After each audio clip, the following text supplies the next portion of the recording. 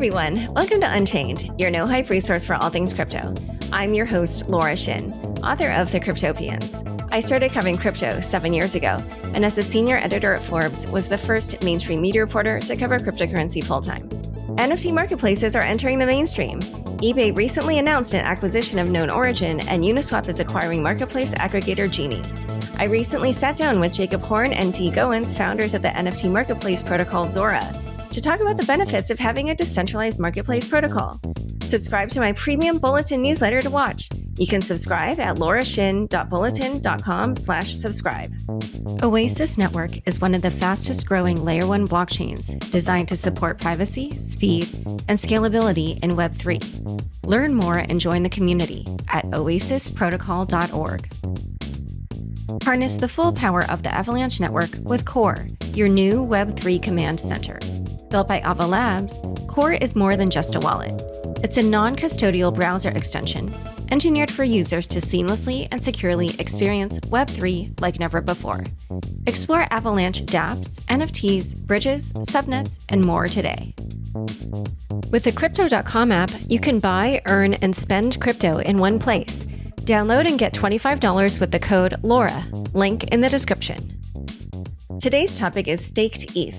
My guests are Hasu, strategy lead at Flashbots and strategic advisor to Lido, and Tarun Chitra, founder of Gauntlet. Welcome, Hasu and Tarun. Hey, Laura and Tarun. Nice to meet you. Thanks for having me. Hey, great to be back. This is actually going to be the first in two-part series on staked ETH, or stETH/Lido, since there are a couple of big issues regarding it that I felt should be separated out into their own shows. Today's show mostly focuses on stETH's role in recent events, such as those involving Celsius and Three Arrows, though we also get into issues with Lido's power and proposals to address that. Tarun and Hasu, before we dive into some of these recent issues around stETH, let's make sure people understand what it even is and why people have been wanting it, meaning what it is they do with it. So Hasu, why don't you start with a description?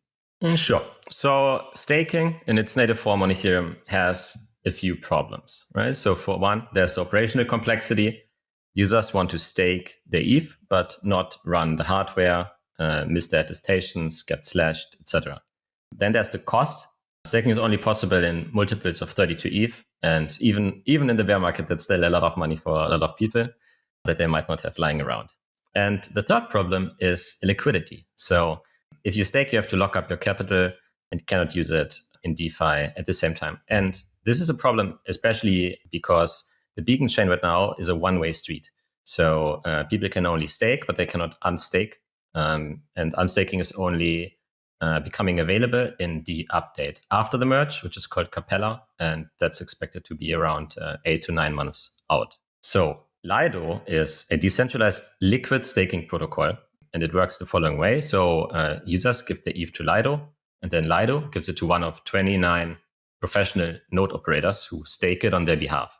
Lido issues the users a token that represents the stake on the beacon chain. And this token is called staked ETH. After withdrawals from the beacon chain are enabled, from that point on, users can take one staked ETH and redeem it for one ETH.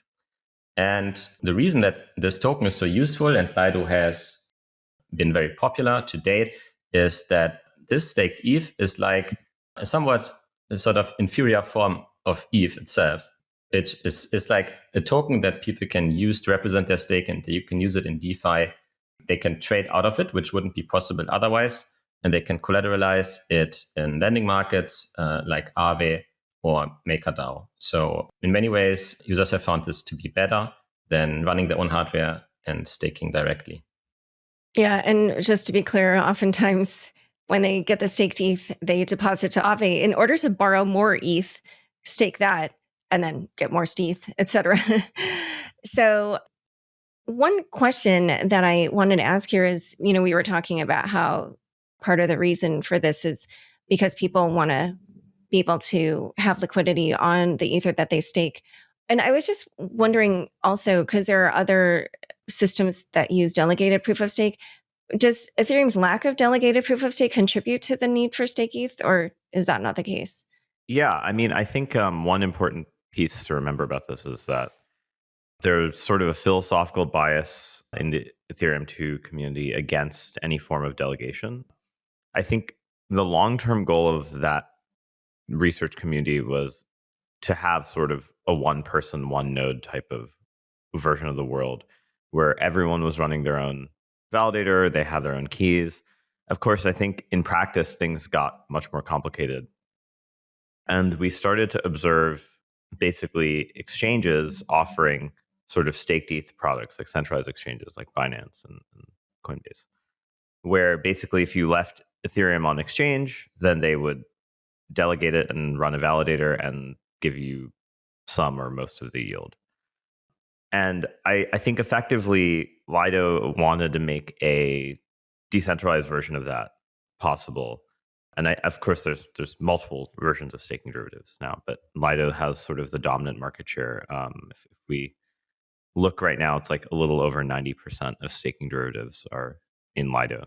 But I think one of the main things was exchanges started to aggregate this power, and it became clear that there needed to be some sort of decentralized alternative, and the decentralized alternative's main value proposition over the centralized version was that you could use it in DeFi in different ways. And so I think that the genesis does sort of stem from that, and that is sort of, I think one of the reasons it is effectively an indirect form of delegation. It boils down to this sort of philosophical divide amongst the Ethereum 2 researchers towards whether to have delegation or not.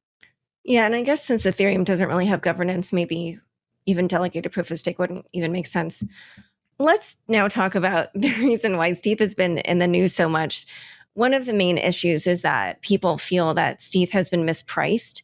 For much of its lifetime, the price of stETH has basically been the same as the price of ETH. Sometimes maybe a little bit less, like 0.99 or 0.98 ETH.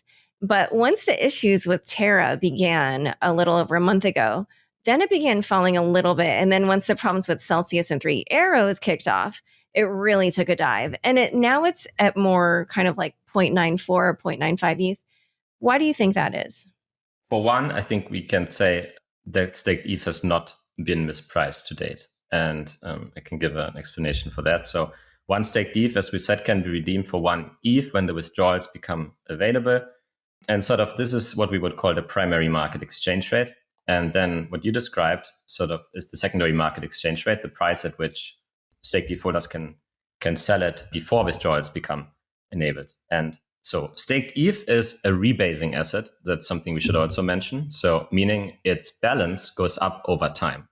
So if the staking yield were 5%, then after 1 year of holding staked ETH, then you would have in your account 1.05 staked ETH.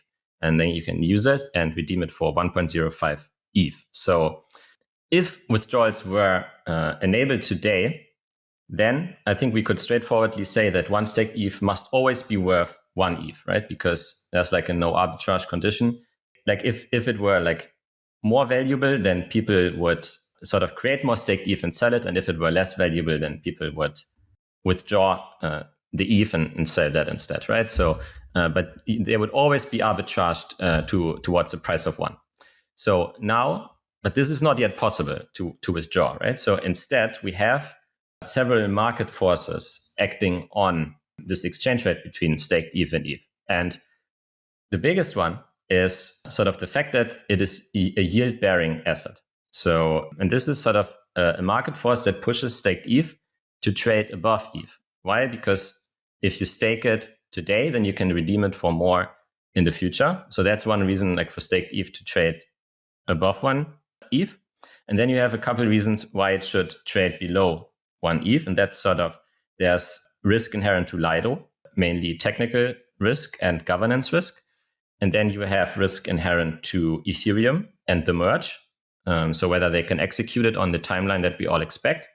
And finally, you have liquidity risk. So that sort of you need to sell your staked ETH at any time before withdrawals become available, but sort of the price is somewhere where you have to sell it at a discount, right? And depending on the current market conditions, sort of these market forces are stronger or weaker than one another. So before sort of the recent market downturn, staked ETH has indeed been trading at 1 ETH. Why? Because investors were sort of favoring this yield that they could get from staking more than the risks, and especially sort of this cost of liquidity. And then the market turned, and all of a sudden, this is what always happens when in every market, sort of when there's a downturn, investors and market participants really start to favor liquidity, right? They want to be in the most liquid assets where they can be the safest and they can sort of sit out the storm and react to any market conditions. And so I would say this paired with, you already alluded to it, but a lot of forced selling from parties that were also owning staked ETH and got liquidated. So this then sort of caused, basically selling from staked ETH into ETH and sort of pushed the price downward. But that doesn't mean that it was mispriced before. In fact, you can sort of easily see why that's not the case, because if staked ETH, and this is what some people argue, should always trade below 1 ETH, then anyone who would want to join the beacon chain and start staking should always buy staked ETH on the market and stake that way and never stake directly. But if they did that, then they would just arbitrage the price of staked ETH until it is 1 ETH again. So we can see basically whenever there's excess demand to join the beacon chain, then the two should be exactly priced 1-to-1. And when then there's sort of a drop in demand to stake and people, for example, favor liquidity or the risk goes up of ETH2 or of Lido, then you have these other market forces that push it down. And there's no way to arbitrage it back up because withdrawals are not yet enabled. So in a nutshell, that would be my explanation for how staked ETH trades against ETH in various market conditions. Tarun, do you agree with that? I think that's sort of like the correct, maybe like 0th order or 1st order model. There's some 2nd order effects, which actually were kind of the scary part / why I didn't sleep for a lot of days and was pushing all these, we at Gauntlet were pushing a lot of governance proposals to try to like scare people into reducing their leverage. But basically, I think while that is true in sort of this idealized case of like really high liquidity, this indirect way of kind of closing the arbitrage loop, a lot of people who were participating in this market were mainly participating in a quite over-levered way. So there were certainly like a few sort of people who offered vaults where you could deposit ETH and they would go basically mint staked ETH, borrow ETH against a staked ETH, and recurse that a certain amount of times. And they sort of hard-coded a lot of their assumptions about like how much leverage is okay. So if you think the price is always at 1 or very close to 1, then you could basically say, hey, I can like take a lot of leverage. If you think it actually has some volatility and might actually go down to 0.94, you might say, okay, maybe I'll only take 2x leverage. Now, the problem with some of these vaults, and the one that was the scariest and was the closest to having the most cascading liquidation failures of when Three Arrows made that 30,000 staked ETH sale, was Instadapp. And so Instadapp has this vault that basically was a little bit reckless with how much leverage it allowed people to take, because it really basically made this assumption that staked ETH to ETH would like never go below 0.97. And I mean, there was this moment right after the staked ETH to the Three Arrows staked ETH trade where the net liquidity for selling staked ETH. So if there's a liquidation, someone will basically buy the staked ETH collateral from Aave and then sell it somewhere. And staked ETH's dominant liquidity is on chain, and it's mainly in Curve. There is a bit in Uniswap. Most of that comes due to a combination of like how incentives are constructed and where the Lido governance token and the Curve governance tokens are sort of provided as incentives. And there was a really crazy point where like basically there wasn't enough liquidity in the Curve pool to handle all of the liquidations. If you had this thing where Instadapp got liquidated and right below Instadapp, basically if you assume the liquidator immediately sells all the Instadapp positions, they basically trigger sort of a cascade of like some other positions. Now like the price goes down, say it was at 0.94, the Instadapp gets liquidated. When it gets liquidated, they sell it on Curve and the price goes down to 0.93. And then when it's at 0.93, there's some other loans in Aave that get liquidated. And there was definitely a huge contagion risk there. And most of that had to do with the fact that the market's belief in this kind of low volatility of this price meant that people over leveraged themselves. And some of the reason this liquidity risk got priced incorrectly to some extent was basically because people weren't accounting for the fact that like the amount of leverage being used was really high. And I think that impact, obviously has stuck with the minds of people who are purchasing stake ETH, which is why it's has not been. I mean, there's a lot of bids now from 0.93 up nowadays, but it doesn't seem like there's definitely people realize that there are these like extremely scary automated vault strategies that basically are quite reckless, and the end users, I think, don't realize that they're kind of in this sort of precarious position. Yeah. Yeah, I would imagine that plus the general macro environment altogether just suddenly has everybody sort of, pulling up the drawbridges and being like, oh, I'm not going to do these risky things. JR on Twitter asked, was stable swap or stETH/ETH curve, ETH curve pool a good automated market maker choice for an asset that quote unquote shouldn't trade one-to-one? So I'm not sure how this curve pool, how it was set up, but like, was it something where the assumptions were that it would always be one-to-one, or? So, I mean, it does assume you're sort of mean reverting around some point. So it's an automated market maker so curve is sort of, I think the simplest way to think about it is there's the two most simple types of automated market makers are one, which is sort of a constant price. So people put in reserves of asset A and asset B. And you say, hey, asset B always costs 5 units of asset A. And then basically people can buy until, there's only asset A left or only asset B left. And that's sort of a linear automated market maker. It's not, it gives you a fixed price. You have no price impact. And it's good for things that should be kept at roughly a constant price. On the other hand, you have something like Uniswap, where you have this sort of constant product type of formula. And in a constant product formula, the price is based on the ratio of the amount of reserves in the pool. So like on each trade, the reserves are going, one side of the reserves are gaining, the one that's sort of less in demand, and the one that's depleting is the one that's more in demand. And curve is sort of an average of the two of them. It combines this very flat, doesn't move the price, at least within some range, piece, and then moves the price a lot when you're outside.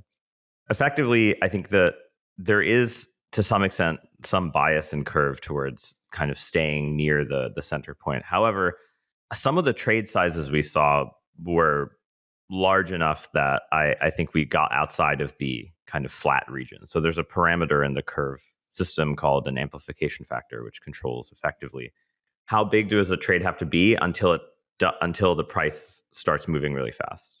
And I think that was actually being monitored and to some extent adjusted, probably not as frequently as it should have been. Long story short is I think you could imagine if Curve's amplification factor was adjusted more frequently and the incentives were adjusted, it could have been fine. I think things sort of happen quite fast. And I wouldn't make the argument that Uniswap v3 would be better for sure, because you would have to still have people constantly adjusting the ranges in Uniswap v3. And in a kind of crisis time, if no one actually does that in time, then like someone makes a trade and then there's no liquidity on the other side. So I think like there's the dialectic here is there's not really one best design here. It's better to actually have many different AMMs providing liquidity. And it's just that in the case of Lido, it mainly was Curve. So I think I would like to connect a few dots here. So from Tarun's previous answer, so you made a very good point, which is that sort of the pricing model that sort of I laid out for like stake ETH versus ETH is correct, but it wasn't the pricing model that the whole market used. And it's very important that sort of people understand why a certain asset should like trades a certain way and how it should trade under certain market conditions, right? Because otherwise they just make financial decisions that could be bad for them, or in the case of cascading liquidations, be bad for the entire ecosystem. That's the first dot. And the second is sort of Lido has been incentivizing liquidity around certain price points, or like putting incentives on certain pools. Why? They did this in order to provide this service for staked ETH holders to have the liquidity and sell their ETH when they want to, right? So they want to ensure that there's a liquid market. And then the second dot is the right curve design. So the goal of the perfect pricing curve is basically to predict where the market maker, in that case, should be deploying the liquidity, right? At what price points they should sort of reserve and put their inventory and sort of make it available for sale. And so I think how all of this fits together is basically that the curve pool hasn't been, as good as sort of reacting to when the market conditions changed according to the pricing model. And the fair price for staked ETH was starting to be sort of below 1. And so I think using a more flexible AMM, like such as Uniswap v3, I think would have made it easier to sort of just shift where prices should be quoted, because what Lido should in fact do is not incentivize liquidity at the peg. They should incentivize liquidity at whatever is the fair market price at the time. At least that's my view, because I think that's where they get sort of the most liquidity for their value, right? Because if they were deploying it below the market price, then it wouldn't be very effective for anyone who needs that liquidity right now. And if they were deploying it above the fair point, then it could be arbitraged down to what the fair price is. So I think they are always incentivized to maximize liquidity around what the current fair price is. And in order for that, using the right AMM and the right curve design is very important. Earlier, we were talking about how we had all these cascading liquidations, especially exacerbated by some of these automated vaults, like by Instadapp and stuff. And I just, sort of need to address one of the elephants in the room, which is that, Hasu, you host a podcast with Suju, one of the partners behind Three Arrows Capital. So I don't know if there's anything you can either reveal about that situation and its effect on the market, or your relationship to 3AC or anything like that. So like everyone else, I learned about the Three Arrows situation from the media. I haven't talked to Sue since. Yeah, so I think if I had to guess, like the connection to this is that both Three Arrows and Celsius were both large owners of staked ETH, like as were many others, but I don't think it contributed in any way. So the staked ETH price deviating from 1 contributed in any way to how all of this played out. If anything, I think sort of the causality here is reversed, because both Celsius and Three Arrows became large sellers of staked ETH. And as Tarun was pointing out earlier, they had to sell several 100,000 staked ETH into the market. So that would be my take on the situation. But I don't understand. I thought, wouldn't that then lower the price of stETH? So why is it that you don't think that contributed to not being? Oh, so I'm saying that the reason that the price declined was in part due to their forced selling. Oh, you're right. Yeah. Oh, okay. For some reason, I misheard you, and I thought you said it the opposite way. So obviously, we don't really quite know the full state of everything now with either of those companies. But assuming that they both still have some staked ETH, then do you imagine it's more likely that they might be forced to sell even more of it to try to recover some liquidity for their users or LPs? And then, are we basically looking at another potential depression of the price in the near future? I don't know if they have any more staked ETH. I haven't been following the situation. Tarun, do you know? I think some of their wallets have a little bit, but nowhere near as much as the Sunday, June 12th. That was like the kind of crazy, like in 4 a.m. roughly Eastern time. That was like when that huge sale happened. And then there was just a ton of bots trading right after that. What I heard about Three Arrows as well is that they are entirely out of liquid assets. And so staked ETH would be a liquid asset, and sort of illiquid assets would be investments that they made that are somehow locked up or subject to vesting schedules, right? So I don't think staked ETH would be affected by that. And what about Celsius? They do still have some staked ETH, but mainly because a lot of it is locked up as collateral. Their strategies, at least the ones that we've spent time analyzing, they don't just lever up on staked ETH directly. They borrow stablecoins and they borrow other assets. That was why they were quite close to being liquidated, actually, because the ETH price drop was more deadly to them than the staked ETH ratio, because they borrowed a lot of stablecoins and farmed in other places. So Celsius was a little more, ironically, probably less systemic risk to staked ETH itself, but like more systemic risk to the overall, like, all DeFi protocols. Whereas I think the Three Arrows and sort of Instadapp vaults were very like concentrated in the staked ETH type of thing. But yeah, I mean, Celsius was really farming anything and everything that had. I had not heard of some of these protocols that they were putting their users' capital in, I guess. Oh dear. Oh dear. Okay, so in a moment, we're going to talk about a whole host of other related issues, starting with the merge. But first, a quick word from the sponsors who make this show possible. Oasis aims to offer improved privacy and scalability compared to other existing blockchains. They feature 99% lower gas fees versus Ethereum, high throughput, instant finality, and defense against MEV, making it ideal for decentralized applications. Oasis invites prominent Web3 developers to apply for its grants program and receive full ecosystem support, along with up to $50,000 in grant funding to create dApps in DeFi, GameFi, or NFTs. Join the community of innovative developers today and build the future of Web3 with Oasis Network. Join over 10 million people using Crypto.com, the easiest place to buy, earn, and spend over 150 cryptocurrencies. Spend your crypto anywhere using the Crypto.com Visa card. Get up to 8% cash back instantly, plus 100% rebates for your Netflix, Spotify, and Amazon Prime subscriptions. Download the Crypto.com app now and get $25 with the code LAURA. Link in the description. Is your Web3 experience hindered by inadequate crypto wallets and browser extensions? Ava Labs has created Core, a free, non-custodial browser extension engineered for Avalanche users to have a more seamless and secure Web3 experience. The best-in-class Avalanche Bridge now offers native support for the Bitcoin network.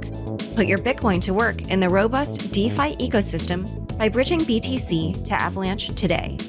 With Core, you can also easily swap assets, display your NFTs in style, store your assets in a ledger-enabled wallet, and put real dollars into your crypto wallet in just a few clicks. Core is everything you need for a simple, secure, and convenient Web3 experience.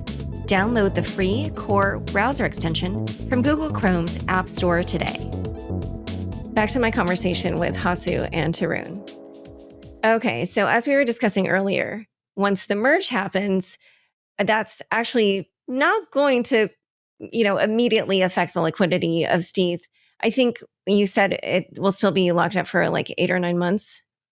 Yeah, so I think that the hard fork that would enable withdrawals is scheduled to be around 6 months after the merge. So basically, it's time to the merge plus 6 months, and most people are estimating that to be around 8 to 9 months. Okay, so let's talk a little bit about how uncertainty about the merge has also been affecting either the price of stETH or just some of these issues that we're seeing. This is like a quick lightning round. What's your level of confidence that the merge will happen in the next few months? I would say like 70% that it happens by October. I'm perhaps more pessimistic. I actually think it'll be early next year, not this year. Okay, and for both of you, what's the level of confidence that you have that the merge will go smoothly? I think pretty high. If they do decide to go through with it, then I think the amount of testing that we're seeing and the amount of preparation will make me pretty confident that I think it can get delayed, as Tarun is saying, but I think if they do go through with it, then it'll most likely go smoothly. And so on a range of 1 to 10, 10 being extremely confident, 1 being not confident, how confident are you that it will go smoothly? 7 to 8. I'm somewhat more pessimistic also. One thing I do think is maybe being underweighted probability-wise is just like the fact that miners really enjoy keeping the POW fork alive, like keeping the current chain alive, removing the difficulty bomb, and just continue mining on the existing chain. I know that's not it. It might not be the most likely scenario, but I don't think it's as low a probability as if I were to read kind of Twitter sentiment.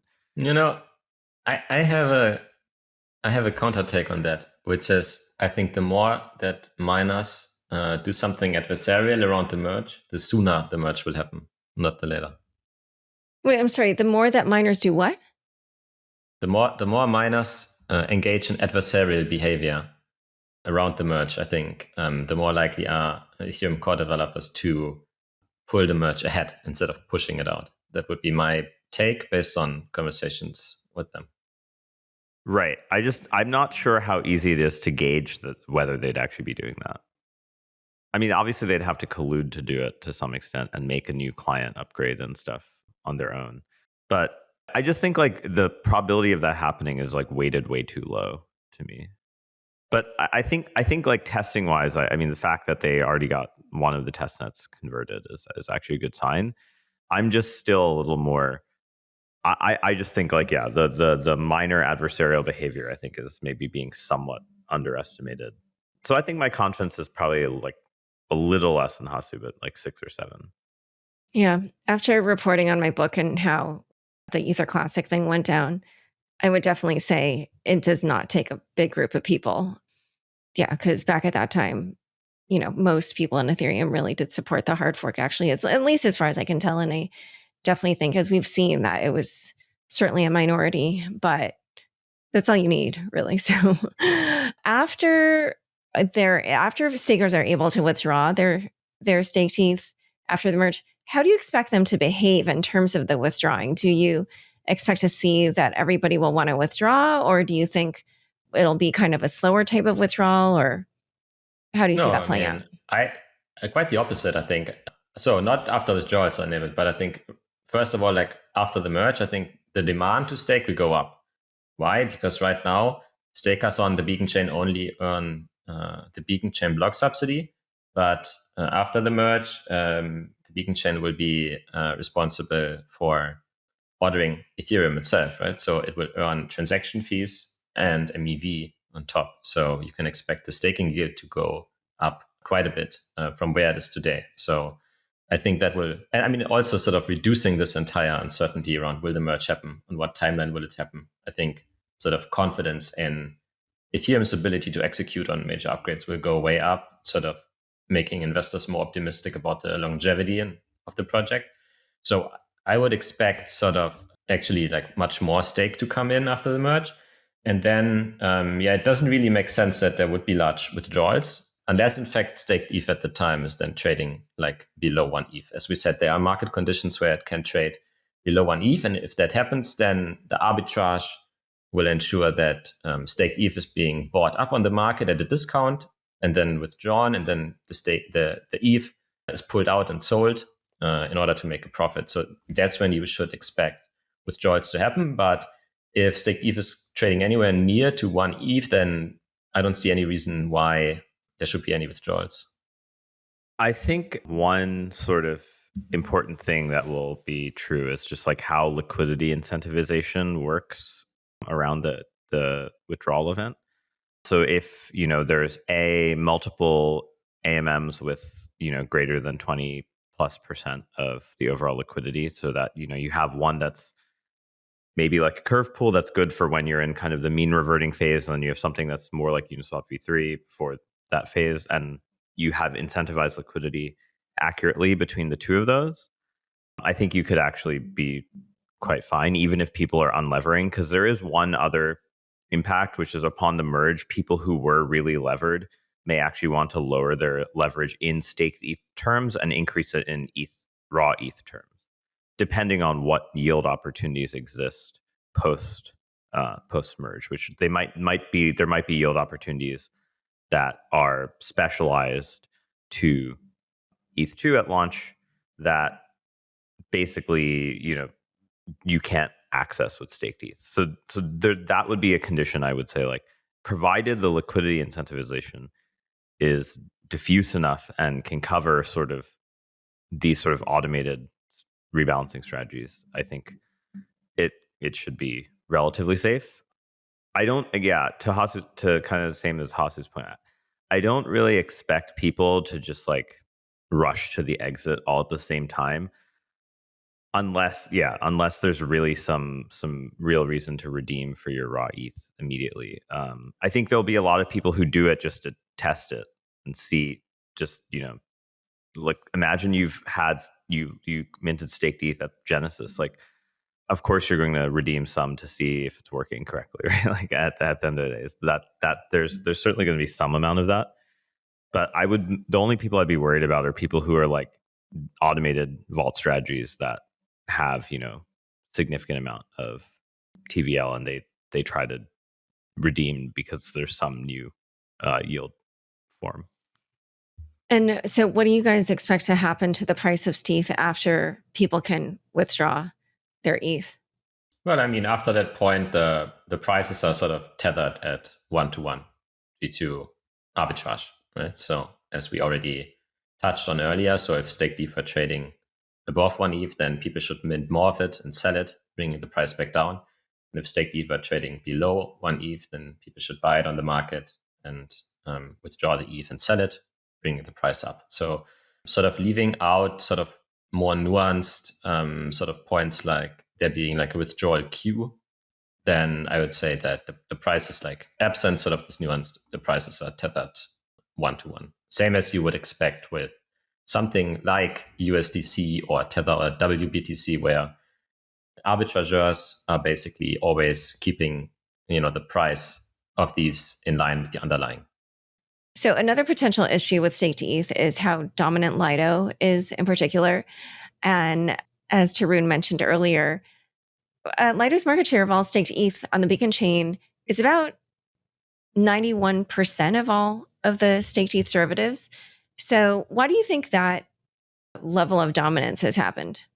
Well, first of all, I would say sort of the 91% number is sort of a bit misleading. I think what I would look at is sort of the overall share of Lido on the Beacon chain, right? Which is around 32% the time of recording, I believe. So first of all, I would think there's like two lenses basically to look at this from. The first is Lido's impact on Ethereum security. And the second is then looking at the counterfactual. So what if Lido didn't exist? And so starting with the first one, I think there are some arguments that you can make that Lido is in fact very good for Ethereum security. Why? Because Lido dramatically lowers the cost of staking, right? By making it more accessible and by making it more liquid and so on. So in equilibrium, with Lido in existence, staking is much cheaper. And as a result, the total amount of stake that secures Ethereum in proof of stake is going to be much higher. So any outside attacker to Ethereum, has a much higher cost basically to bring the system down. And then you can also argue that sort of Lido is bad for Ethereum security in other ways, mainly that it introduces one more layer of sort of principal agent relationship, right? Because these stakers, they give Lido the ETH, and Lido then distributes it to different node operators. So if you compare this to a world without Lido, then stakers would directly choose the node operator. So there's like one more layer basically of intermediation between that. And so you could say, and I think the popular argument goes like this: Lido can exert soft power on these node operators in order to do certain things that can be bad for Ethereum. So that is sort of the first lens that I look at it from. And then the second lens is, what if Lido didn't exist? So almost from the start, I have been operating under this assumption that sort of the winner in liquid staking. So first of all, that liquid staking is superior to any other form of staking. And the users, like all things equal, will always prefer it because they want the lowest cost of staking. And liquid staking providers can provide that.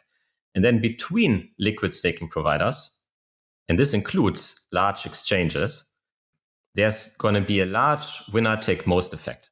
Because as a user, why should you ever not stake with the largest provider? that is sort of the most secure, the most liquid, the most accepted in DeFi protocols, has the best TV, sort of the best loan to value ratios and so on, right?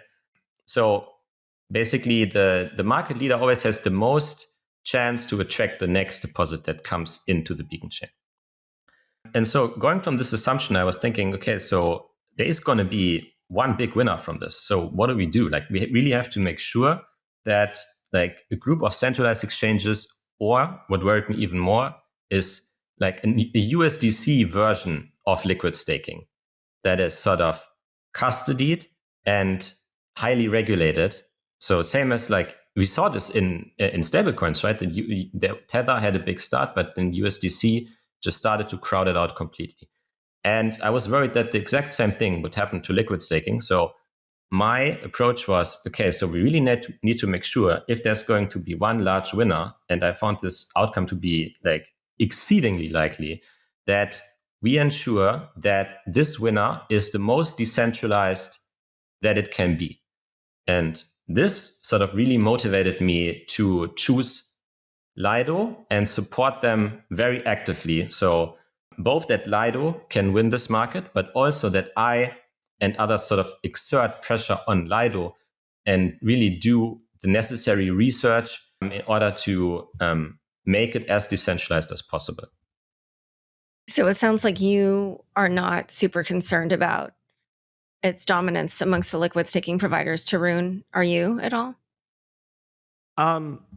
So like actually before Lido existed, I wrote this paper with Alex Evans from, well, now Bain, I guess, who about staking derivatives, because, you know, like everything in crypto, people in proof of stake land, Cosmos came up with all the ideas first, but never implemented them first.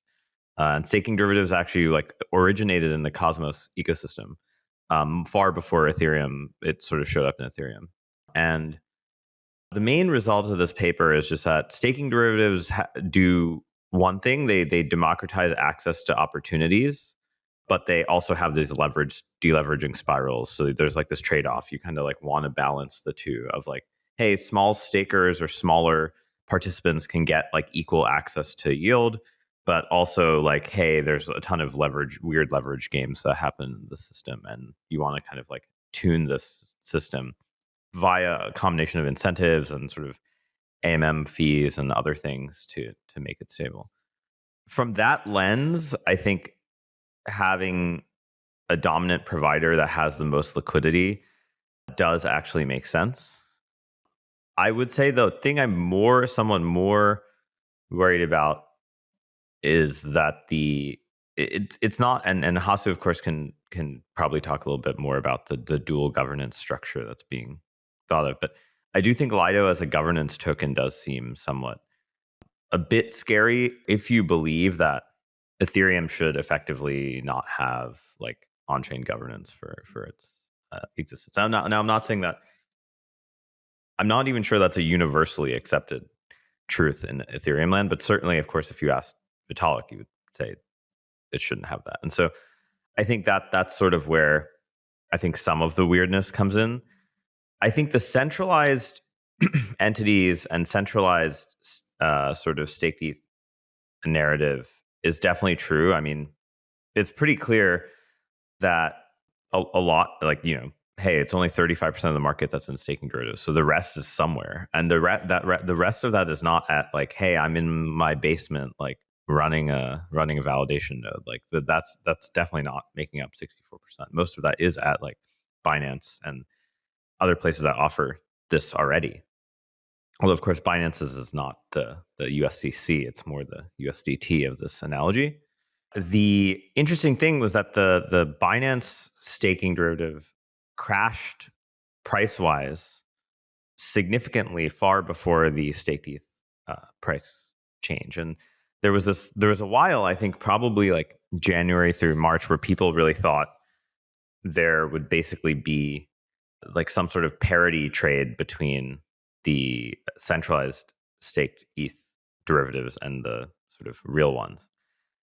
And it turned out that was not totally true, and people were sort of a little more reckless on centralized exchanges. So I think it's actually quite good to have a dominant source of liquidity. I actually think the liquidity fragmentation, even that paper from March 2020, does show that if you have liquidity fragmentation, you have way more of these sort of like tail events that kind of can blow the system up. And we already see liquidity fragmentation not causing these different assets that theoretically should be sort of like at par to be anywhere near each other.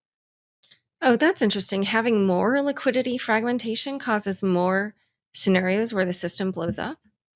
That's so counterintuitive.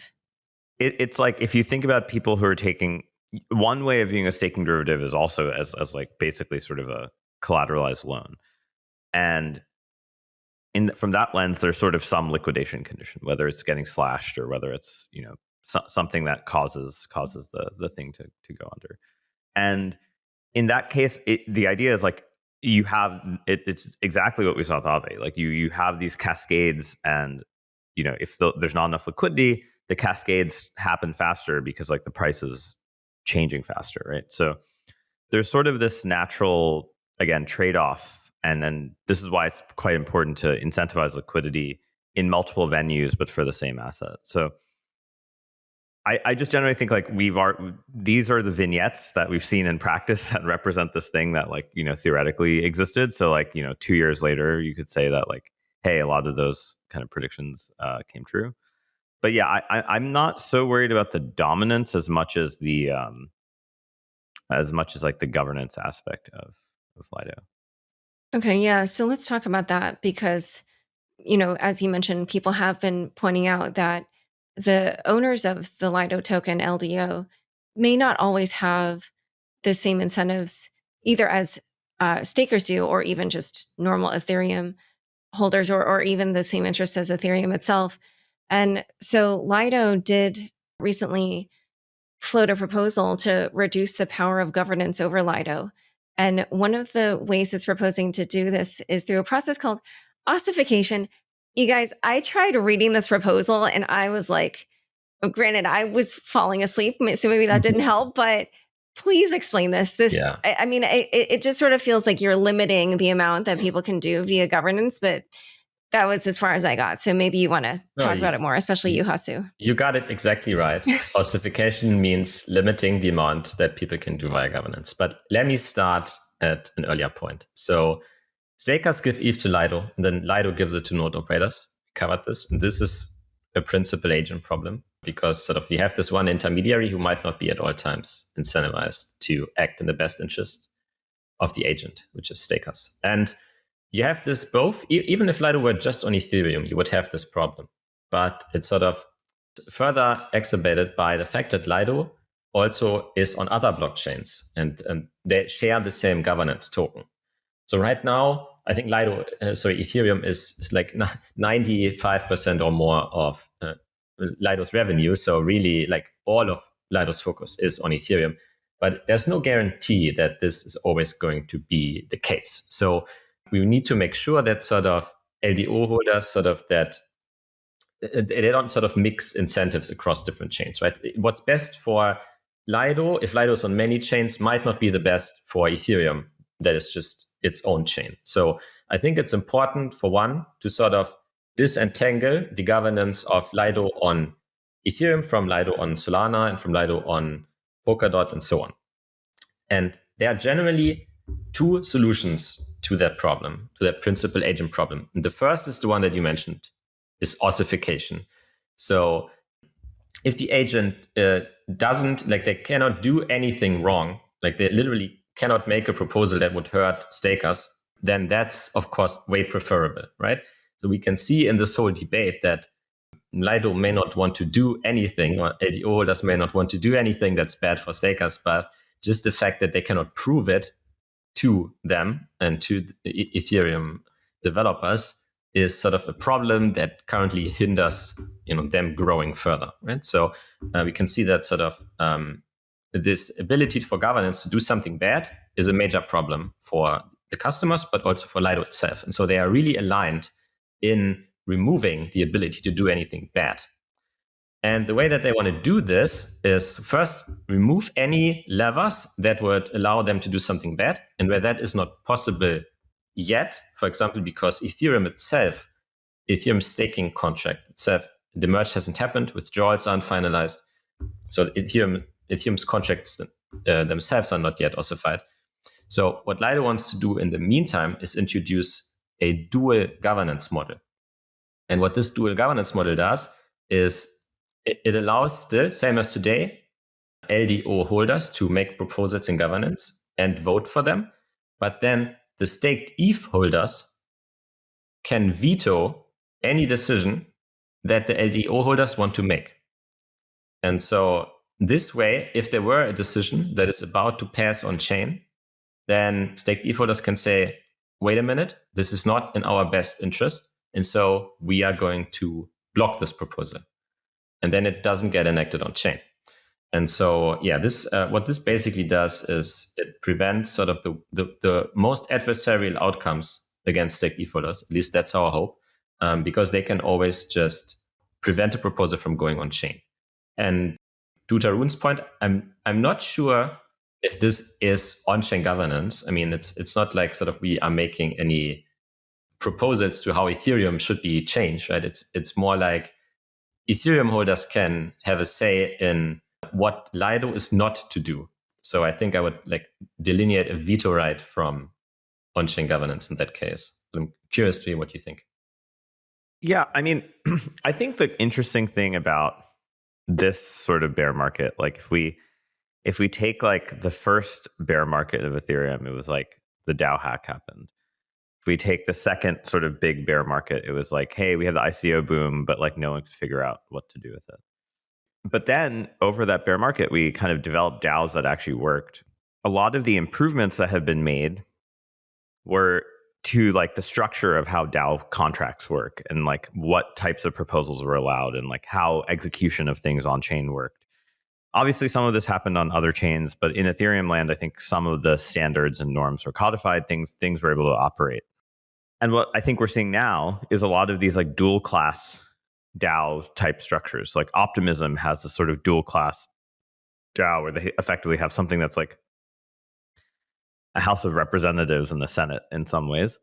And I kind of feel like adding this veto is effectively doing the same thing. It's like it's a different form of like how do we have like dual class governance? Still sort of a form of on-chain governance. I just think it like has more checks and balances, I suppose. That's interesting. One other thing that I wanted to ask about here was, so at the time that we're recording, I should reveal to people, Friday, June 28th, Lido just released a proposal on whether or not it should limit the amount of stacked ETH that it should account for, like the percentage of staked ETH, by the way. It's a typo in my script. By the time that this episode comes out, this vote will have been decided. So since, the vote will be over by then, it might be interesting as a historical artifact to hear how each of you kind of think about this proposal. Do you guys think that Lido should self-limit? How do you determine what the limit should be, et cetera? Well, I think so. For one, it's not guaranteed. I don't think the proposal is necessarily over because it's a two-stage proposal. I believe there's 1 week of voting whether Lido should self-limit. And if the answer to that is yes, then there's another week of voting how it should self-limit. Oh, got it. Yeah, I just looked at the first deadline. One, yeah. Okay, so maybe part of the vote will have been decided, but not the rest. Yeah. So, I mean, I definitely, I have laid out my case why I think Lido should definitely not self-limit. I think the market for liquid staking is winner take most. And there are outcomes for Ethereum that are much worse, like a USDC of liquid staking taking the market, I think. And or as Tarun is saying, fragmentation, if it were to exist, also has way more edge cases. So I think my approach from the start has been to support the most decentralized and liquid staking provider. Yeah, that's what I will continue to do. And so I'm voting not to self-limit, but instead to ossify Lido as much as possible and enact this dual governance model. I don't know if self-limiting actually will work because one other thing that's quite important is that Lido staked ETH actually can be used in other protocols. And I don't think we've even gotten to confidence in any of the other providers. I mean, so there's a very famous incident with Celsius where they had a lot of ETH at the staked ETH provider called Stakehound, and then they had this. I wouldn't even call it a hack. I would call it a little more like incompetence because of the way they published their BLS sort of file. But there hasn't been a lot of like faith in other staking providers yet. And I'm not saying that can't happen, but I feel like if you impose a cap, you will probably move most of that ETH to centralized exchanges and not to other staking providers, simply because of the track record so far and because people are skittish. So I just don't think the caps are that necessarily. I think they have these kind of second order effects that might not mean that they kind of end up being useless or like don't help that much. So it sounds like you also think that this proposal is a bad idea. I don't think it's necessarily a bad idea fully. I just kind of am not. I'm kind of 50-50 on it. I'm like, I could see why you would do it from a social scalability point of view, perhaps, but I could also see second order effects being bad. And I have no clue how you would choose what percent you want to make it. Do you make it the BFT threshold of 1/3? Do you make it like somewhere below that because of like flashing communication limits? Like there's like all sorts of both theoretical numbers of thresholds where you would maybe cut it off versus like practical ones, like how much liquidity can you actually incentivize if you only have X percent of the market share? And I think like that type of analysis hasn't also been done. So I'm sort of indifferent. I agree with Hasu though. Ossification seems better. I just think we have to find some protocols that have been able to successfully do that, and maybe this will be the first that can really ossify itself.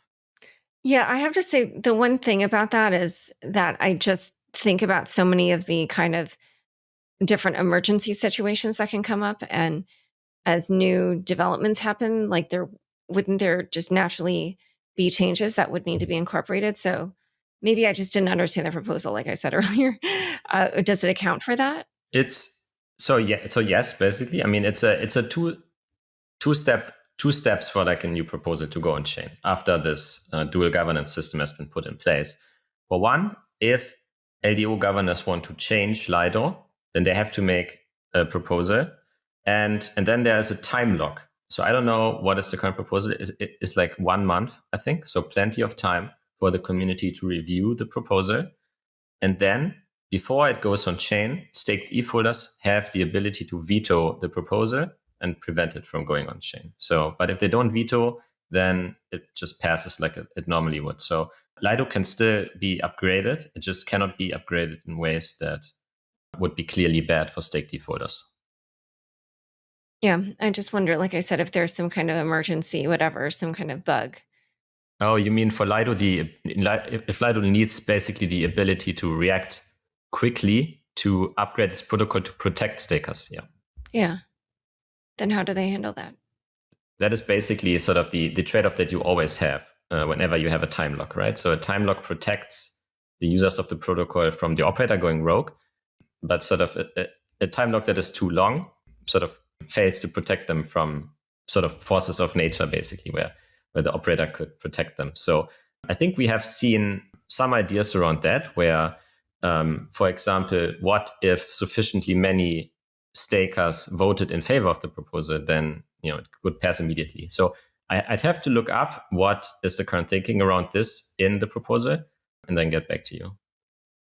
Another aspect of this that I think hasn't been totally deviated is there's some sort of like off-chain logic that theoretically Lido governance controls that is not really sort of true for staked ETH, in the sense that there's sort of the assignment mechanism which assigns which validator is getting which block, sort of like a pool, like this sort of threshold signature thing. There's sort of the queuing model of like, how do you do withdrawals? How do you rebalance withdrawals? Like, what if one validator has 1 million ETH and one has 100 ETH? How do you like divide up and someone wants to withdraw 1,000 ETH? Do you take it all from the million? Do you take some from the million, some from the 100? Like, there's all these like nuanced things. Those things are not core to Ethereum, right? Those things are core to how Lido coordinates validators. Those things can be voted on sort of separately from things that are core to Ethereum. And so that somehow, I don't know exactly what the correct abstraction line is, but I suspect that Lido, the token, will be allowed to respond to these sort of like, I'll call off-chain, but like these coordination mechanisms for the people who are participating in Lido as operators, that might still have a sort of like not ossified state, or like a less ossified state. Like, and I suspect that will be one of the things that kind of either emergently happens due to some, as the validator set grows or something like that happens, or not. Yeah, I think that makes a lot of sense, not just in Lido, but just in general. I think whenever you have on-chain governance, so on-chain governance is basically a liability to your protocol. And so you want to limit it as much as you can. That's what we meant with ossification. So if you can, for example, say that only a certain parameter in your protocol can be subject to governance, but for example, not replacing the entire contract or not changing any parameters that don't need changing, then that's always preferable. So I think, these are like two efforts that are going in parallel. So ossifying as much as possible. And then for what cannot be ossified, just provide checks and balances for the users of the protocol. Okay, so for final question of the show, why don't we just have each of you talk about what you think are kind of the main takeaways that people can learn from kind of all the recent events involving staked ETH, especially in terms of users who are trying to figure out, should I use one of these liquid staking protocols? If so, what should I do with the staked ETH? Et cetera. Yeah, if you could just talk about how you think about these things, that'd be great. So I think like the main lessons we learned are, A, liquidity optimization for derivatives is like quite important. It needs to adjust with both the leverage in the system and sort of the types of users in the system. And I think like obviously that's improving over time. But of course, these tail cases are the times you learn where you're caught naked the most.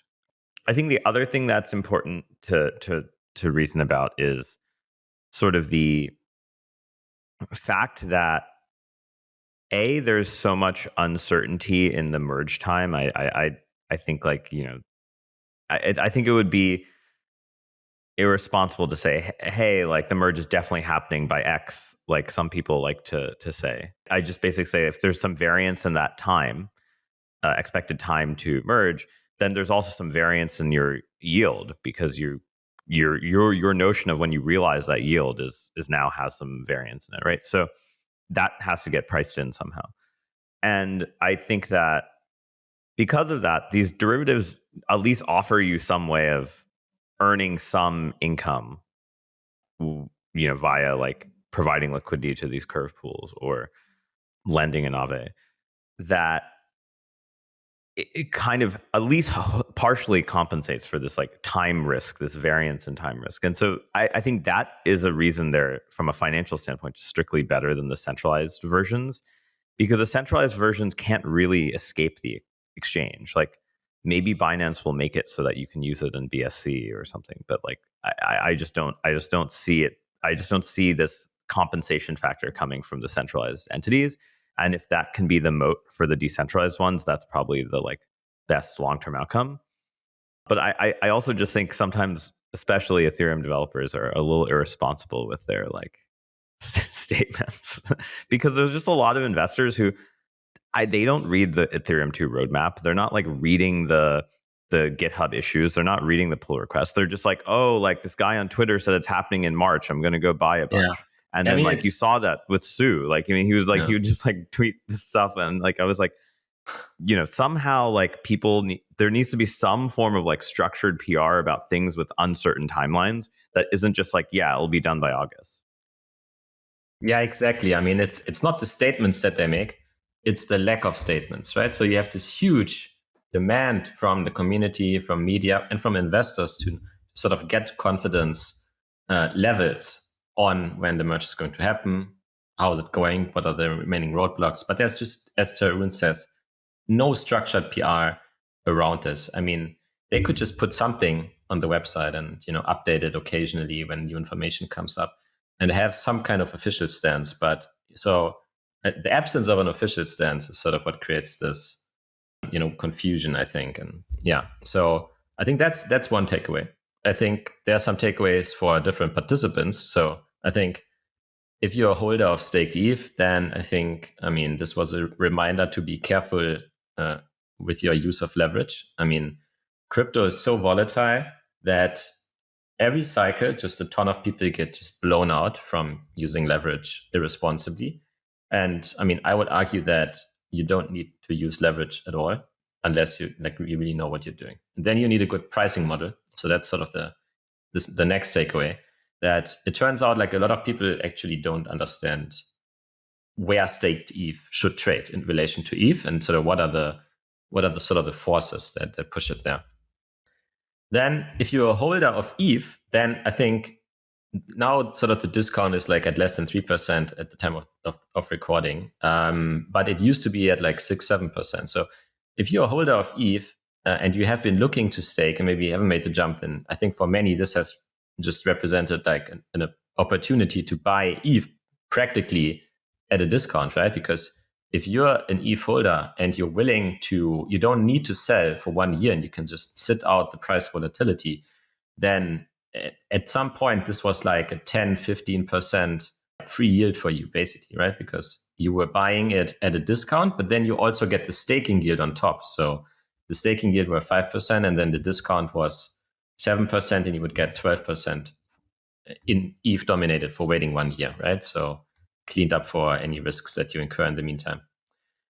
And then the final takeaway for me is, and this is this is one of my favorite topics at all in crypto, which is governance is a liability to any protocol, especially DeFi protocols, because it makes it more expensive for customers to trust you.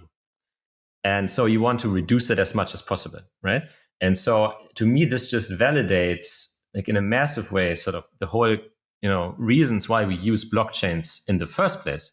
Because in the real world, companies are spending so much money in creating trust with their customers because they cannot prove to them that they cannot misbehave, right? But blockchains allow you, and smart contracts allow you to prove in an incredibly cheap way that your business is going to do exactly what it says it's going to do. And to me, this is just, this whole saga to me is just just further validation that blockchains are incredible technology. All right. Well, this has been an incredibly fascinating discussion. Thank you both so much. Where can people learn more about each of you and your work? I would say come follow me on Twitter. I'm Hasu FL, and you can check out my articles. Everything's on Twitter, and also make sure to check out my podcast. It's called Uncommon Core. And I think Twitter is also probably the best place. It's Tarun, Tarun, Chitra, Chitra. And a lot of my work and research is also online. And so happy to, but I try to talk about it on Twitter a lot, so it's probably the easiest place to find it. Okay, yeah, and you can also listen to Tarun on the chopping block here at Unchained. All right, you guys, it has been such a pleasure having you. Thank you so much. Yeah, thank you so much, Laura, and thanks, Tarun.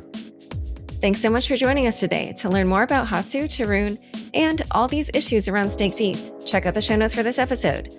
Unchained is produced by me, Laura Shin, with help from Anthony Yoon, Matt Pilchard, Juan Aranovich, Pam Majumdar, Shashank, and CLK Transcription. Thanks for listening.